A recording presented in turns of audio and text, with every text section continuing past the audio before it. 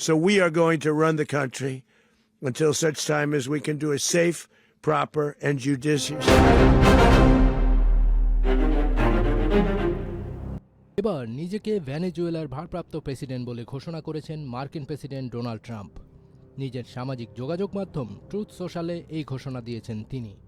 রোববার 11 জানুয়ারি ট্রুথ সোশ্যালে নিজের একটি ছবি পোস্ট করেছেন প্রেসিডেন্ট ট্রাম্প। সেই ছবির নিচে বলা হয়েছে 2026 সালের জানুয়ারি মাসে ভেনেজুয়েলার ভারপ্রাপ্ত প্রেসিডেন্টের পদে আসীন হয়েছেন তিনি।